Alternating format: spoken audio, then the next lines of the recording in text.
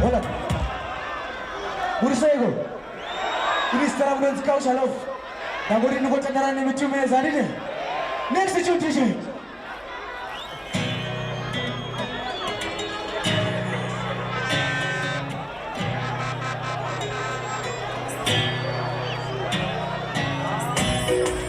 How shalom again?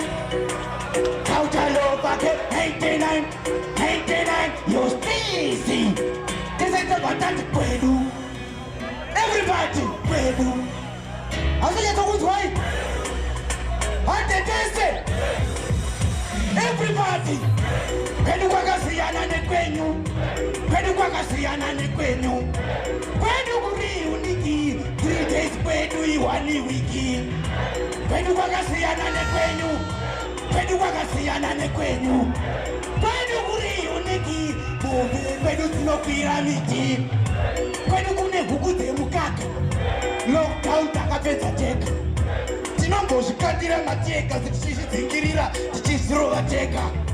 Shiri todzibatira mudhamu manane 9 madzitorova neshagu. Denga rekwedu riri pasi, pasi pekwedu isu kuri mudenga.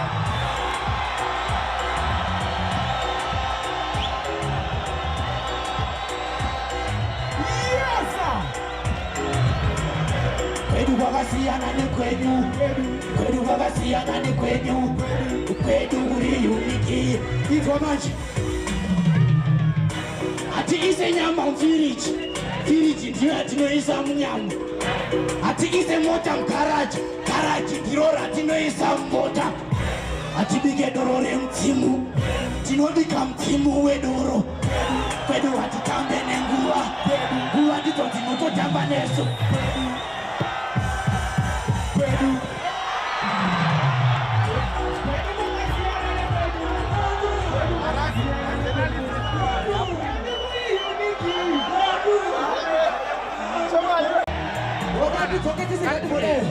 Sister.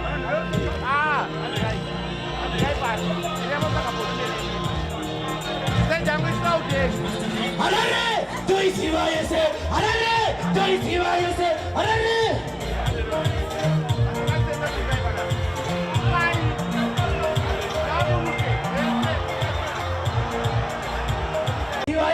Harare, Harare, do you see what you say? This homage. Sit down. Yakara irikubut. Kaina sitting one kwa miepwe. Down. Irikubuti. Ikubuti kune cherire rit. Harare do you see what kuman? So that you know when you go kuatana. Unire iriku sit down. Machupeki you know when you go down.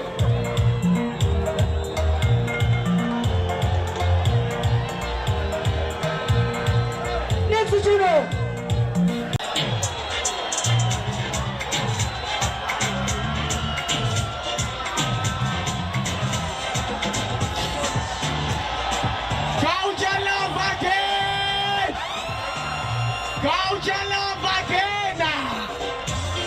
Get a great one. Don't go reform the reform body.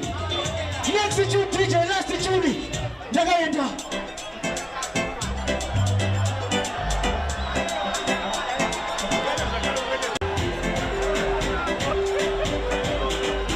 Why don't we follow your ID? Come outside the valley. What is it? Wakaga wapitwane. Wakaga washoyachi. Una wakusiya shamari uchitererera nzira za satani. Una wakapotsa wabaya. Wadi kungozama kwa makwaya. Wakapotsa wabaya. Daina sidra groya.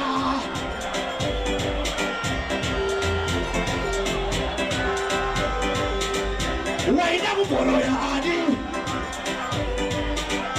Kausha usaita mafani. Chizu hapa macho. Nega sikulukita kuwa de simbo.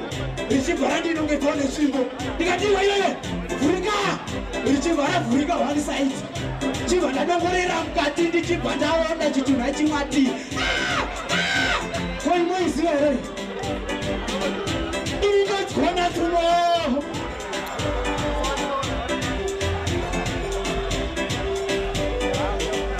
Ini ndo kona tumo. Ini ndo kona tumo. Mururu na murito!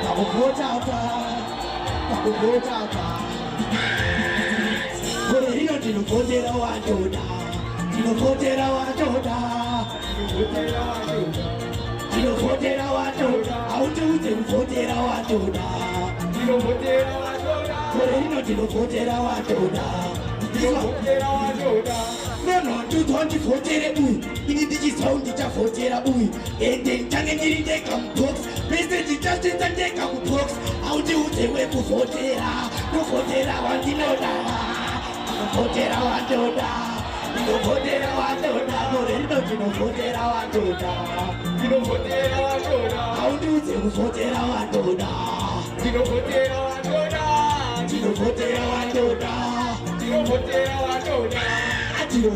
wandoda. It's a message. No, no, you don't devote it. You need to sound to vote it. And then Tangan didn't take a box. Message just is and take a box. How do you say we could vote it? No vote it and not the eater. Can I cheat a wool? No voter. Can I cheat a wool? No voter. No vote it. How do you vote it? No voter Gorello ti lo voterà toda. Ti lo voterà Chiavinza. Ti lo voterà Chiavinza. Ti lo voterà Chiavinza. Quando da buccia buccia. Let me tell you. It's why you imagine. Imagine I'm such a man here. Kuchitono ora dino buda sia. Kana vakati chaiwo ndevaviri. Ndokuenda kuchechi musi wechipiri. Ndokona kungotanga ngochema. Ndokona kungomira ngofema. Ndokona kungotanga ngoskrima nchiti. Ndokona kungotanga ngochema. Ndokona kungomira ngofema. Ndokona kungotanga ngoseka nchiti. Ya. Pano zino ndokona ngoti mete ndokona ngoti se.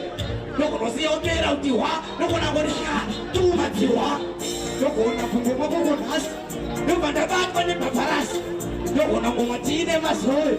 Ndoyinda nendebe kumasoro. Thank you so much.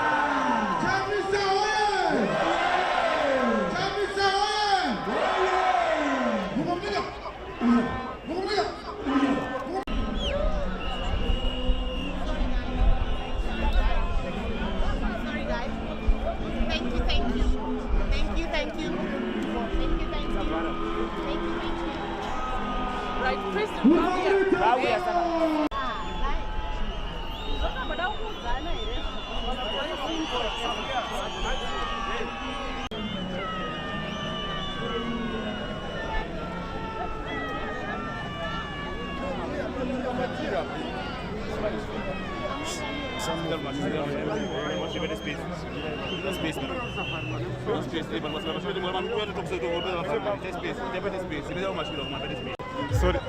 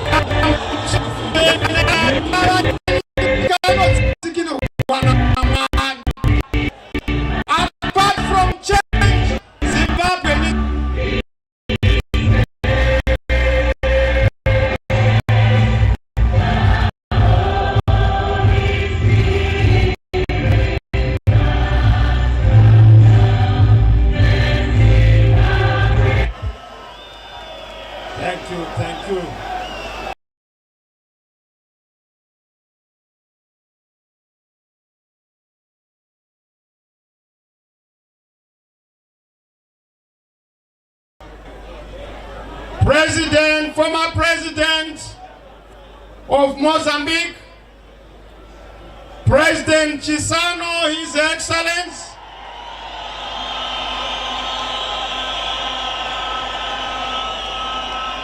Your Excellency, welcome to the next and new government of Zimbabwe here gathered.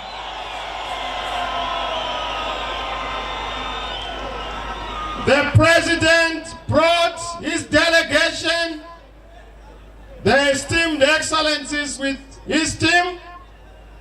I had a fantastic meeting with President Chissano in the morning. He is our elder on the continent, and I acknowledge the elder statesmen on the continent because they continue to be the compass and source of wisdom and stability for our continent to continue to progress. Thank you, Your Excellency.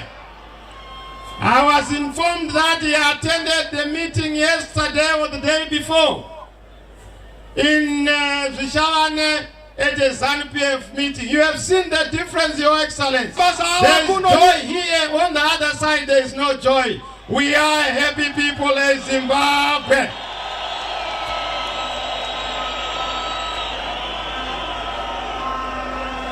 Let me also acknowledge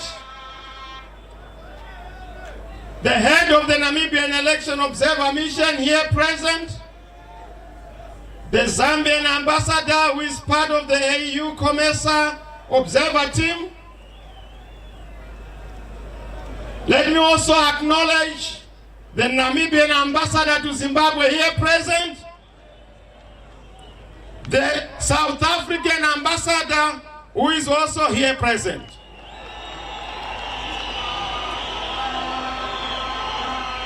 We also have the Mozambican ambassador in our midst. Now what does that tell you? When Africa is gathered with us, we are there, we have arrived. Zimbabwe, our time has come. This is the time.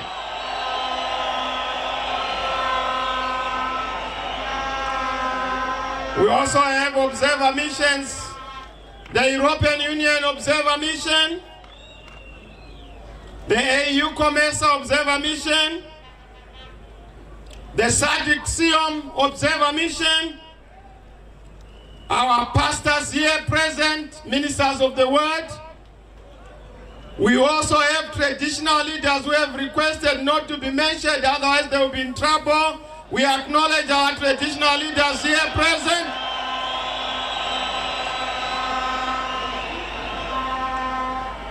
We acknowledge also our veterans here present. I saw some notable figures like Margaret Dongo, one of our founder and formidable opposition leaders. We acknowledge and honor our veterans. Members of the civil society, our members of parliament who are going to populate the new parliament, we acknowledge you here present. Our councillors, citizen councillors, and all those who are elected to represent the future, we acknowledge you. Nasi ondati munano famba na amai. Ndati zeta kunopinda mu Zimbabwe iza unofana kune una mama. Vari pasai. Saka ndauya ona mai Chamisa. Vakarova yelo. Ndakati kana munhu asiri weyelo zvinogona kunetsa. Mai Chamisa.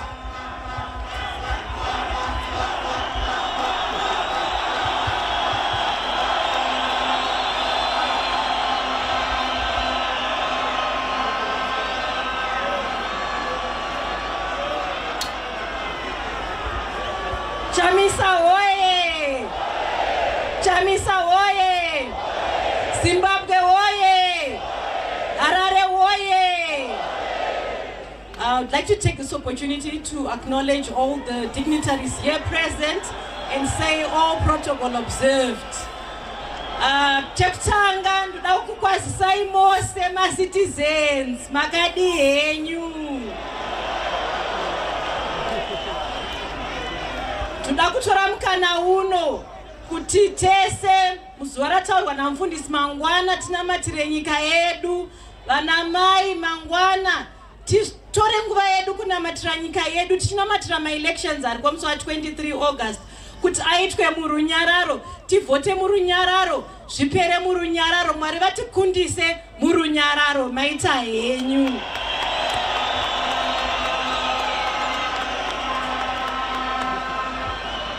Ndaona vari kundengendeka havana kuzvijaira kaizvi. Opindare mukomana asi zvirovere maoko Harare mapedzera manje.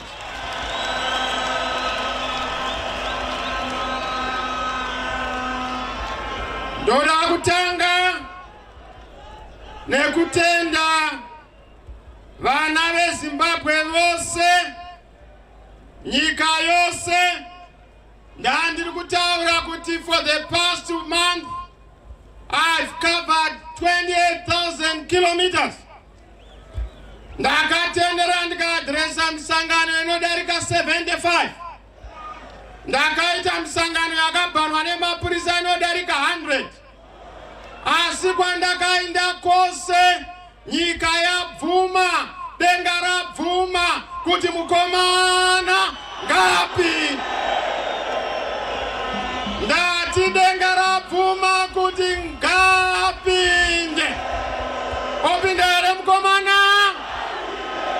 Opindare mukomana. Nezuro, yesterday we were in Bulawayo. Bulawayo was fantastic. We have never had such a record crowd. That crowd signifies one thing. I was phoned by another umdala. Utea uchamisa. You remind me of the days of Joshua Mkabu Kongomo. Ndikati paka mdara tauya kuzosumudzira legacy ya mdara ngomo yokubataniza nyika yeZimbabwe. Notenda Bulawayo. Bali ndaona Harare manetsa. Maona kuti hamungakundwi neBulawayo. Mukati Harare hakurarwe. Hamuna kurara muchizvironga kuti tiuye pamusangano wokudongorera. We have dubbed this rally Game Over Rally because we have realized that it's game over. I can tell you from what I've seen across the country, we have won this election and we are going to win with a big and a wide margin.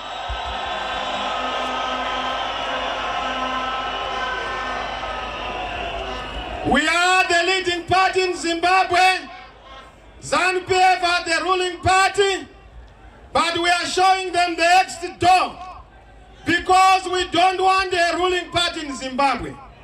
Zimbabweans want to be led and ably led. From today onwards, on the 23rd, we are going to remove a ruler and put in place a leader so that there is happiness in Zimbabwe. Opindare mukomana. Opindare mukomana. Zvino ndanichiseka. Vanzwa nokuchema nokuridza mhere. Ndikati ko munochema iko veZANU-PF. Inga makamboti hatina ma-structure. Inga makamboti hatina party. Inga makamboti hatina constitution. Machemedzwa nemunhu asina budget. Imi mune mazupuko.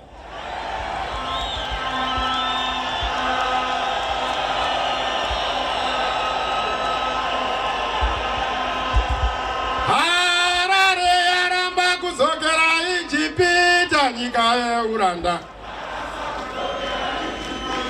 Harare yaramba kuzokera ichipita nyika yeuranda.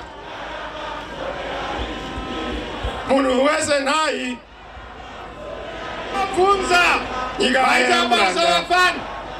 Vamwe vopfunza others are asking, what is the substance? What is the character? What is the quality of the change you are promising? The change we are promising is a change of governance culture in Zimbabwe.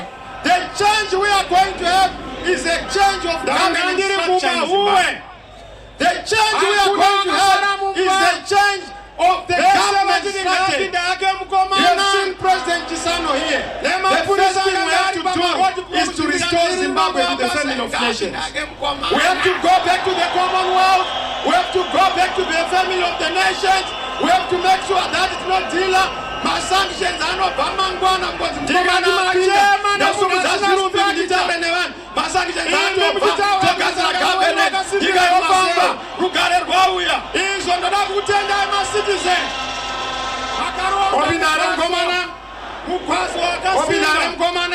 makafamba nemusangano musangano wakasimba tazadza kwese. We are there in the village, we are there on the street, we are there in the farms, we are everywhere. We are a party for everyone. We are going to unite Zimbabwe for everyone. We have a new leader for everyone. Mamirira Mkomana.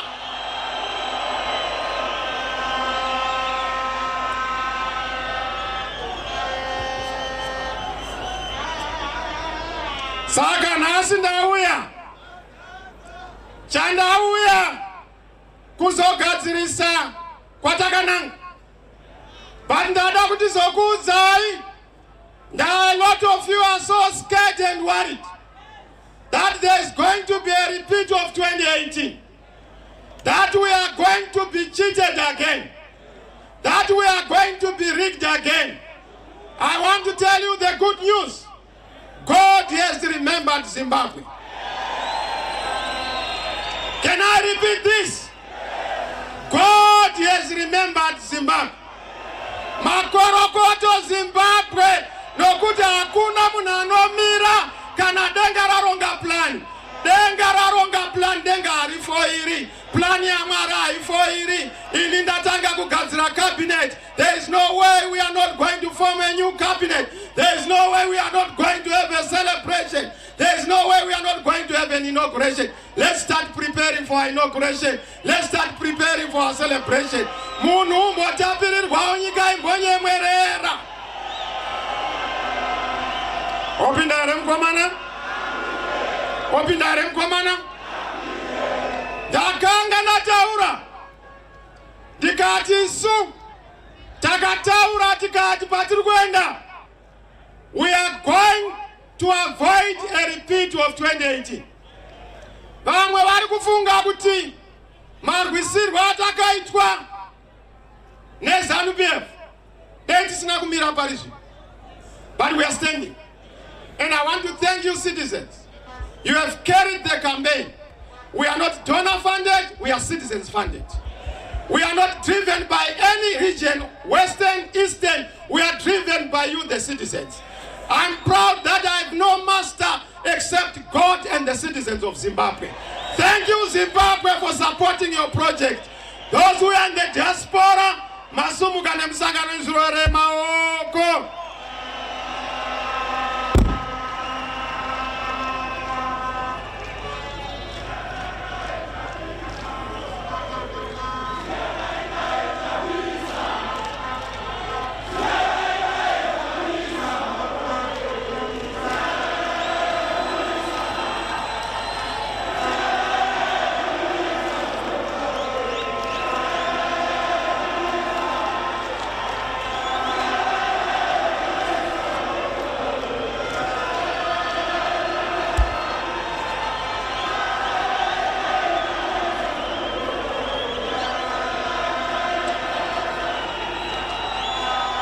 Ndatenda Harare, mufaro wa maita, vamwe ndanza kuti mavharisa kumabasa. Vamwe ndanza kuti matikana zadaro basa ngaritevere kwandangi ndakurai. Ndati regai ndiuye kuzokuudzai kuti handigoni kutungamirira pana ndisina mukuru ari kutiperekedza.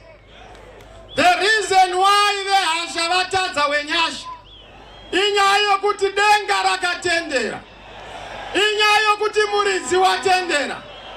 Ndanzwa vamwe vari kutya izvi zvakuitwa nemusharukwa izvi. Ndiye akaita kuti pama by-elections Out of the 28 by-elections, takakwadabudza ZANU-PF 19 out of 28. Iye msharukwa yeyuri, watinotenda. Pama wadi tangatine 143 wards pakati ma-elections. Takakwadabudza iyo rimairori. Nema votes anoshamisa tangatine 89 out of 143. Kureva kuti watinofamba naye mukuru. We are going to make it. All you have to do is to stand in your position. Vakataura vakandiwa na Goliath. Havana kunge vaverenga Bhaibheri kunzwisa kuti Goliath nyaya yake yakapera sei. Dhavhidha wasumuka. Gore rino haana kuuya nedombo, auya nechigunwe. Chigunwe chakatekenya gidi kusunungura nyika. Chigunwe chakunonombora uchi kuti paite shanduko. Sumudza chigunwe chako wakatendeka kuna Mwari. Utaure kuti Zimbabwe yauya. Bye bye ZANU-PF, bye bye. Bye bye Namo, bye bye. Bye bye Goliath, bye bye. Bye bye Uromba, bye bye. Bye bye Uromba, bye bye.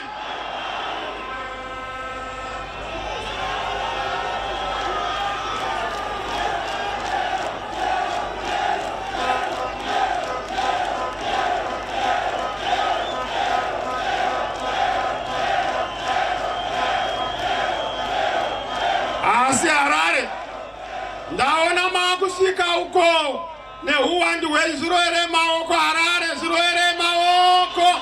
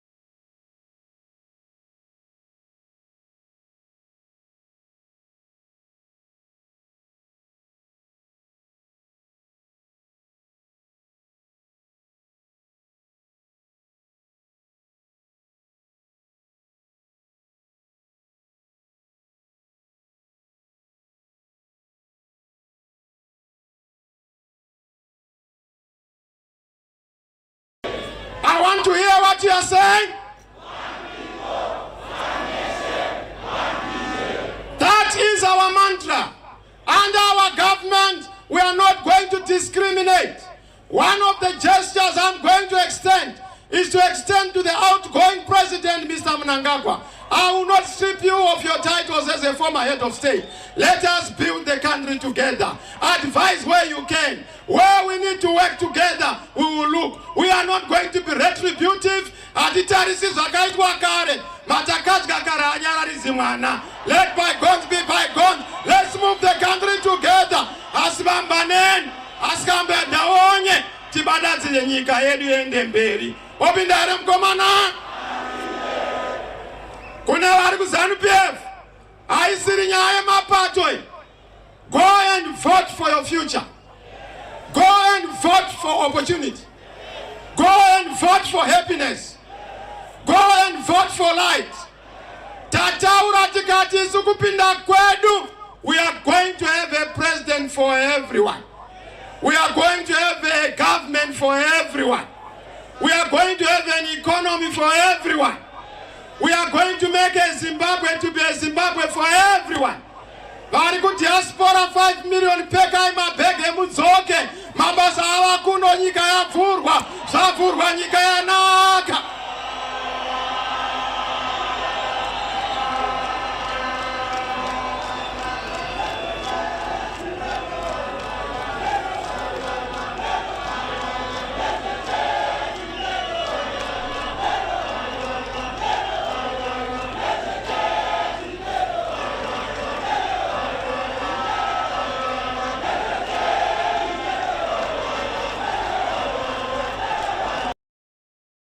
mwavhotera mukomana, mwavhotera panonaka, mwavhotera maita basa vafani. Vamwe vobvunza, others are asking, what is the substance, what is the character, what is the quality of the change you are promising? The change we are promising is a change of governance culture in Zimbabwe. The change we are going to have is a change of governance structure in Zimbabwe. The change we are going to have is a change of the government strategy. You have seen President Chisano here. The first thing we have to do is to restore Zimbabwe to the family of nations. We have to go back to the Commonwealth. We have to go back to the family of the nations. We have to make sure that it's not dealer. Ma sanctions anobva mangwana ngonzi mukomana apinda ndasumudza zvirumbi kunditaura nevanhu. Ma sanctions atobva togadzira governance, nyika yofamba, rugare rwauya. Opindare mukomana? Opindare mukomana? The deficit yatinayo is a deficit of good governance. Toda kugadzira nyaya good governance kuti zviende mberi, nyika yedu ifambe zvakanaka. Toda kugadzira nyaya good governance kuti isu patinopinda hurumende haifani kuva yemuHarare chete. Government must be for everyone. Devolution is our key. Devolution is the key to development. Devolution is the key to empowerment. Topa munhu kuti pauri ipapo government service kwauri ikoko, mapassport kwauri ikoko, mabasa kwauri ikoko, mauniversity kwauri ikoko, matitle deeds kwauri ikoko. Chatiri kuita tapinda panyaya yeminda, munhu wese akapuwa munda. Gara uri pauri wakanyarara wakazorora. Mukomana arikuda kupa title deed kuti zvifambe. Opindare mukomana? Opindare mukomana? Nokutenda Harare zvirwere maoko ndiri kuona vamwe vari kuramba vachiuya. Kupinda kwemukomana zvinorevei? Zvinoreva the dignity of professions. Toda kuzorora kuti maticha, madokta, manesi mudzokerewo pachimiro, macivil servants mudzokere pachimiro. Zvinondirwadza kuti deputy minister anopuwa mari yokungodya 300,000. Yeti munhu ari kushanda muministry mo maana kana $300 muhomwe.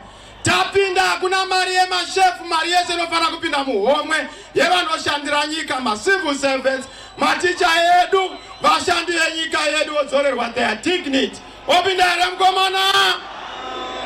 Opindare mukomana? Opindare mukomana? Togadzira nyaya yeupfumi, nhasi hatisida kupedza nguva, toda kundogadzirira basi. Munhu wese dhora muhomwe. Takamirira kuti tidzorere economy yenyika kuti idzokere pacurrency yedu.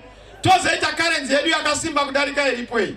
But for the meantime, nokuti murwere ari panhoo, ngatimboitai US dollar kumunhu wese, torega kubhadharana nezvinhu zvisina basa. Mukomana achipinda bye bye, bonod bye bye.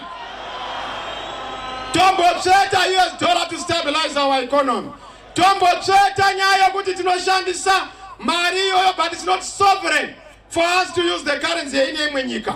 Toda kushandisa currency yemunyika medu. Tinokutendai vasvika.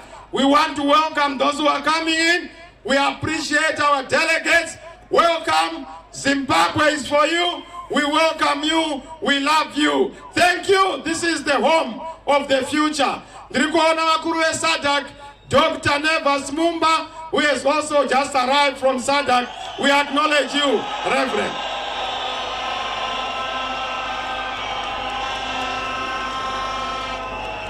Kune vasingaoni kugara nhakaona dzevamwe. Makaona ndakaenda kunoona ichigadzwa paZambia, ndikanoona ichigadzwa paLesotho. Rwendo runode zveduwo mastepi 10 na 10 ari kwedu. Opindare mukomana? Opindare mukomana? Patiri kupinda ndataura. Ndikati we want to restore the dignity of the liberation ideals. Zvakarwirwa nanaTongogara naNangoma, nyaya yokupa liberation heroes their dignity. Serving and retired. kwete kuti mawo veterans anoramba achivetwa 43 years down the line. But ndinopinda no more vetting. What we are simply going is to get your dignity. Mugare zvakanaka, muende mufaro, tokupaiwo mari yakazara, tine goridhe muno, tine chikwama chakazara kuti mark chinorohwa nematsotsi chete mukatsveta mukomana, nyika yatapira, nyika yadirwa shuga. Wapinare mukomana? Wapinare mukomana? We are going to deal with the issue yekuti toita say to restore the dignity of my traditional leaders. Under our government, no traditional leader jashandiswa semujiba webato. Chengawo semananga apana risina modzi. Sabu kuchengeta vanhu vako netsika nemagariro. Toda kuunza inonzi the Council of Elders ma communities. Vanenge vachipa advice kune mutungamiri wechidiki. Nokuti elders are important to give wisdom to the young leader. Isu toita kuti madzishe edu asapinda munyaya dzenyika. Hakuna ushe uchagadzwa nepati kana kugadzwa nehurumende. Vogondo vanogadza ushe. Ushe kunogadzwa nedzinza. Vatorwa budirai. Ndozvimwe zvinoita kuti mvura isanaya. Nokuti muri kukanganisa nyika yedu. Opinare mukomana? Opinare mukomana? Ku parliament zvakugadzira ikoko. Hatichadi parliament yakakura. Iripo yakakurisa for a country like ours. Going forward, we must have a small parliament. Represent our constituencies. Going forward, hatikuda ma deputy ministers. Panongwana minister. And my minister hatikuda kuti upe mzukuru basa.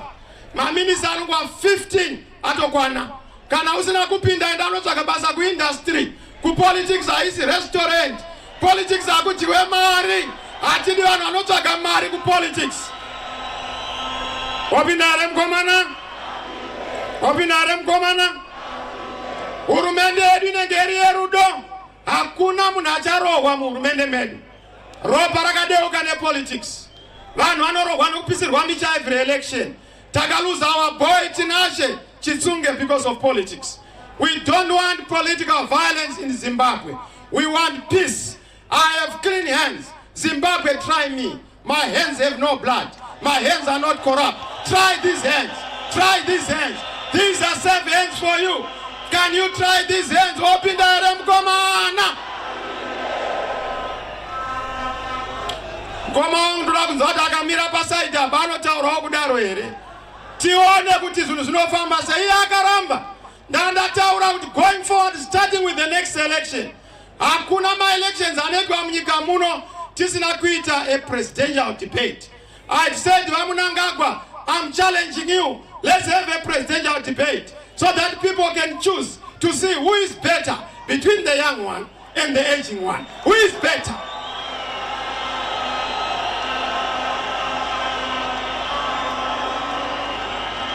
Ndokuvaramba. Kana achida kana mangwana chayo vanhu vasati vavhota zvinobvumiswa hande paTV. Wonotaura CV yako ndotaura yangu. Wotaura agenda yako ndotaura yangu. Wotaura zvawakaita ndotaura zvandinoita. Ona kuti anopinda ndiye anopinda ari mukomana. Zvirwere maoko Harare makapenga zvirwere maoko. Muhurumende medu hatizoite skala anosungwa kujere nenyaya kuti amirira munhu apondwa. Muhurumende medu ngarufume kana MRP are not going to be in prison. Nobody is going to be arrested for politics, including ZANU-PF. In fact, if ZANU-PF people want to demonstrate, we'll give them the police, we'll give them drum majorities, we'll give them trumpets to accompany them to see the president. And I will respond to them. No tear gas, no guns, no shooting of citizens. We want the dignity of the citizen to be restored. Open the Arab Komana.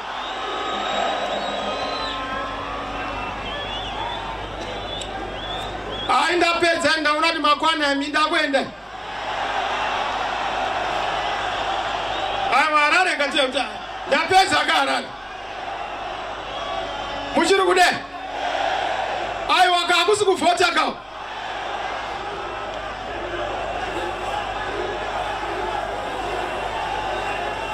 Anda to restore the economy. We want to build $100 billion economy. We want to create 2.5 million jobs.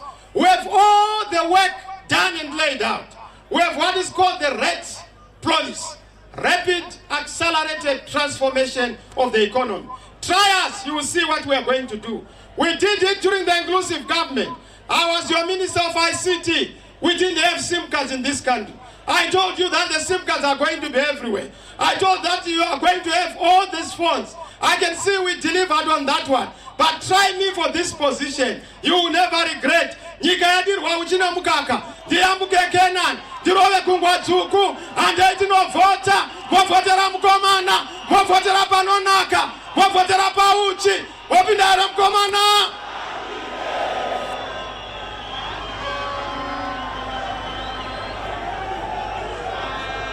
Now ndauya panyeri kunyemwa neZANU-PF. Triple C ndo iri local government. Iri kutadza basa. Iwe mkoma. Kwana. Wakambotiona izvezvi. Ungati wandipa motikari kuti drive. Apa wakaibata handbrake. We have seen the interference of local government. There are two corrupt land barons. Issue ministerial directives. Procurement board. Manage the procurement in this country. Under our government, we are going to restore the executive mayors. We are going to restore the right of recall by the residents. We are going to implement devolution. We are going to make sure we decentralize government. Toda kumeka sure party no pinda. We remove nyaye kuti munano bane matenda. Munano bane procurement. We are going to introduce e-tendering and e-procurement. Kuitira kuti hapana no ndipo chioko muomwe. Vanhu vanzwa kuguma. Unoti ukaguma makumbo, wakuguma mchiuno, wakuguma msoro, vanhu vapera nokuguma. Vachinzi chipeche uoko muomwe, wapindare mkomana. Zero tolerance to government. Kwete zvatiri kuona izvi. Aba ari kunamba 11 anopromote ari kunamba 7. Kwanza wakuzikana chimbobauru. Under our government ukabira nyika, you have committed treason. If you are corrupt, you have committed treason. We will deal with you decisively. In other countries, they've made sure we must fix the head, the leadership.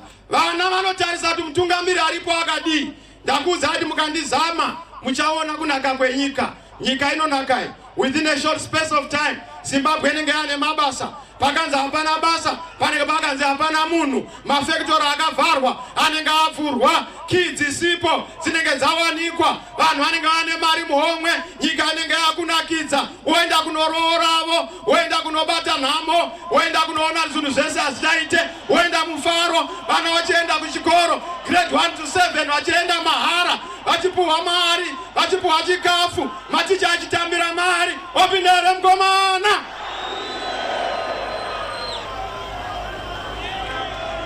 Nhasi ndauya ndine mangoromera. Ndamirira manje. Ndakasidongorera ka. Mangwana handirari ndotomira ndiri pedyo neState House. Zvake zvokuti kure pedo manje. NaJesu pedo. Ndinomupinda imomo.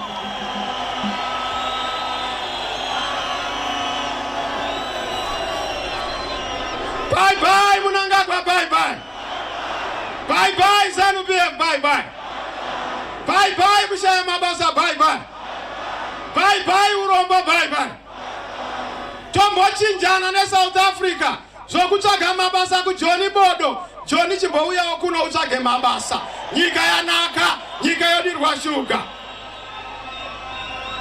Now let me come. Kunyaya education. Patinongopinda takataura nevabereki mukatiudza makala tiri kuabvisa musi unongopera kusainwa mapepa. Bye bye makala, bye bye. Oenda here makala. Yoenda here ZANU-PF. Oenda here mukoma. Imi muda kundibvise mukoma basa. Hakuna kwaanenda, ndoda kumupa penje nagare pedo. Hatiri kumudzinga nokuti nyika vaviri kubatana, zvanza zvinogezana, kuturika denga ubatsirana, tiri zvikomo zvinopanana utsi, tiri zvikomo nezvichuru zvinopanana majuru. Ngatibatsirane nyika pamwe chete. Chuma chomusha chinoda kubatsirana, chipani kubatana. Hakungarimi uri wega mukoma, nyika wobatane koko, mufana wobatane koko. Ndotaura zvurungu nevarungu, ndotaura French nevarungu. Mari youya munyika, maindasiri ovhurwa, havainde nenyika. Nyika ndeyevana, nyika ndeyevaridzi, nyika inovakwa naMwari.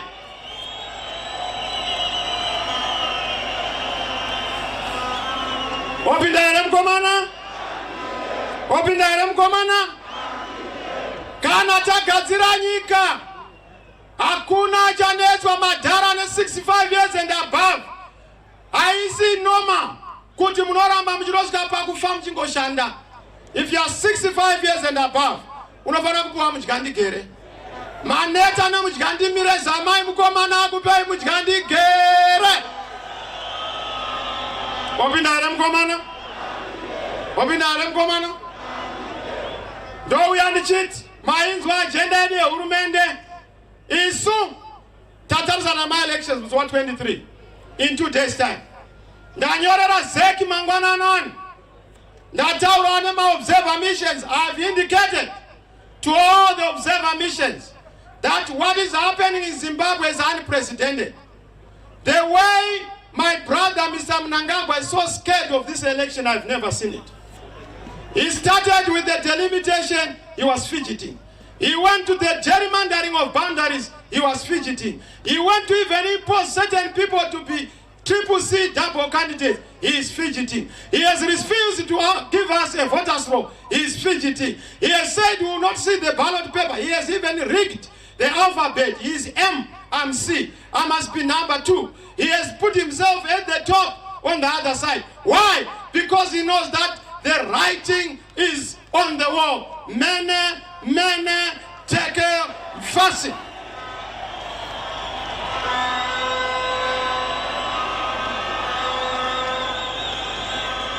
Saka tatari sana na kubudirira. Ndauza zeki. Ndika number 1. Yakafamba kamwa itewe. Zamakaita 2018.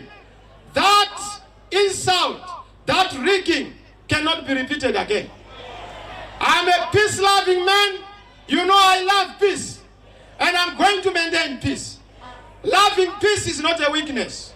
Loving peace is a realization that you are a source of the happiness of a nation. We don't want Zimbabwe to be driven down the bloodbath path. Toda kuti nyika yedu an example, a template.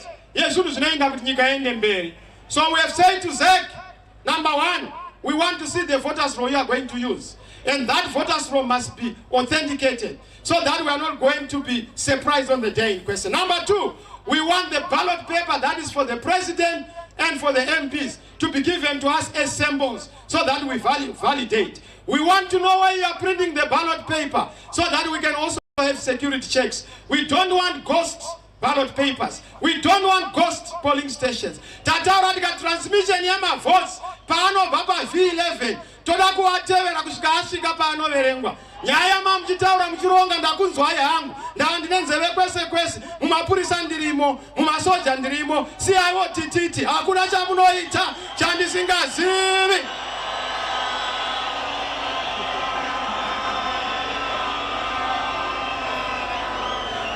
Wapinda mukomana? Wapinda mukomana? Unoziona? Hapana chavachaita kumaruzevha vanga vachinetsa vabereki. Ndakasvika ndikaudza madhara nana gogo.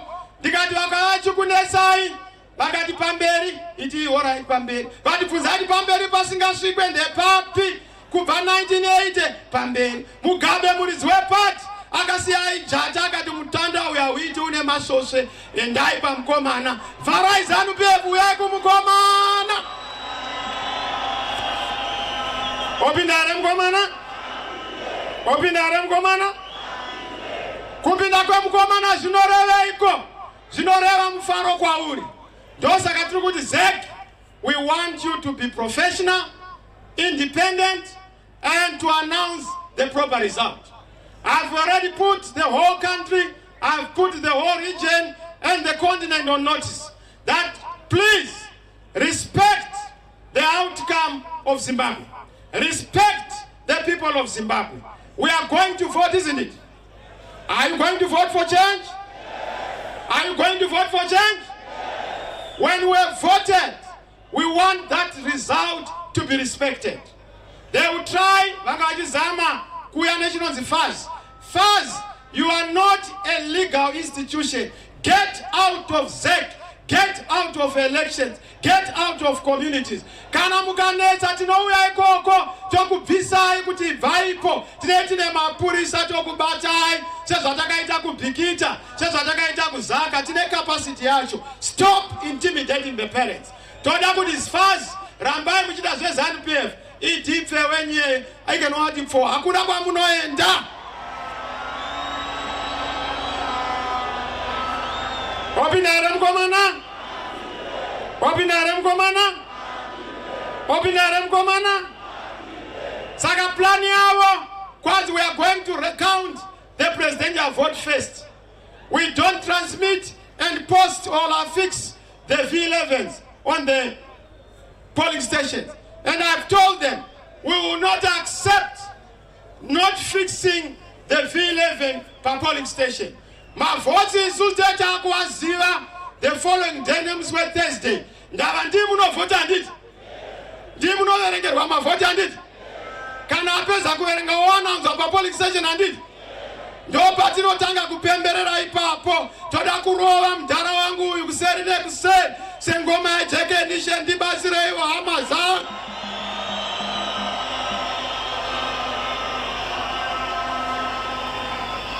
Saka tomorrow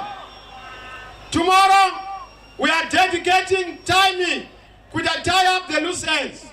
Nezek, the beauty, Taroa out of the 12,374 Taroa polling agents, 3 Mbambo Zema polling agents. Nekuma prasi tiriko, kwese tiriko, kwese, bano iziva voti yavo. Kwese.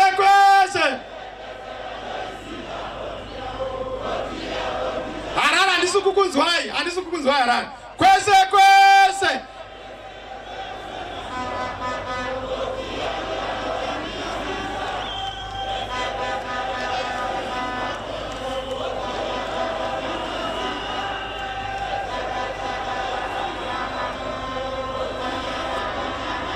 Maziva voti yenyanditi here. Timbosumu dzachigunwa chokubhaibhisa nama. Bye ZANU-PF, bye. Bye urombo, bye. Bye nzara, bye. Bye namo, bye. Apana imwe nyaya out of the 6.6 million votes toda kuchaira majority whitewash, big win. Nyayo kuti tiperekedze vakomana ZANU-PF. Perekedza ZANU-PF nguva yapera. Zvinhu zvedu zviende mberi. Isu hatisi kuzobirwa, hatisi kuzobvuma zvese zvemahara. Munhu avhoterwa ndiye anopinda pa MP, pa president, pa makansela. Ndinokumbira kuti munovhotera triple. Pana president muri kunovhotera triple. Pana MP muri kunovhotera triple. Now pama MP pana vakatsvetwa neZANU-PF. Na ZANU-PF idofoka. Dofo rinonda kunovhuna penzera number 1. Kuti pamwero riri 0 noita number 1. But makangwara Harare pane ma-province akatsvetwa ma-constituents where we have double candidates. Ndoda kuti muzive ma-candidates edu tichakurangaridzai nhasi nemangwana so that muvhotere candidate wemusangano chai. Don't be confused now vakapuwa mari neZANU to cause confusion in our midst. We are so grateful kubulawayo ma-MP edanga adyiwa nemhashu akadzorwa nenyasha dzaMwari. Ngatirore maoko Mwari namuyamche. Saka ndakukumbira kuti ndisandapedza pano ndichakuintroducai muzive kuti patiri kubuda mangwana munhu nemunhu usati kana wakanyoresa kuvhota woregera kunovhota. When you don't vote, you are neglecting your patriotic duty to defend your country. Dokumbira kuti munhu wese akanyoresa kuvhota akacheka zita rake ambotirakidza nechiguno chiri kunofira mwoya. Makanyoresa kuvhota mese here? Makanyoresa kuvhota mese here? Bedwe ndinokutendai, mapurisa, masoja, ndinokudai. Ndinoona rudo rwenyu munyika pandinofamba pese, ruremekedzo rwamunondipa runoshamisa. Totenda nekushanda under difficult circumstances. Continue to work for your country. Ndinoziva mune nyota nenzara yokuti nyika inake. Toda kuti upenyu hwenyu hunake. Muhurumende medu hakuna mpurisa anofamba ari open track. Muhurumende medu hakuna mpurisa anopfekedzwa chemba mumusoro. Muhurumende medu hakuna mpurisa anonyadziswa achibviswa chimiro. Wapinda here mkomana? Wapinda here mkomana? Muhurumende medu hakuna msoja anorowa mcivilian. Nda civilian ndiye mtungamiri. Musoja iutoredu anofana kuzorerwa dignity. Masi aiwo hakuna achadzingirirana nematongerwo enyika. We are going to turn our intelligence services from a political focus to an economic focus. We will do what is called economic spy for economic opportunities and economic strategic advantages of the country. There is going to be an orientation of government. Kana mkomana apinda? Opinda here mkomana? Opinda here mkomana? Ma-MP Harare, uyai pano, chop chop. Zandapedza. Ramba wakamira pauri ipapo, usafamba hako, kusvika basa redu rafamba. Tine vakuru venyika. Tinganyara, mukazofamba vakaitwa zvisizvo. Tinonyarira kupi. Let's show order, let's be disciplined. We're a disciplined movement, a citizen movement.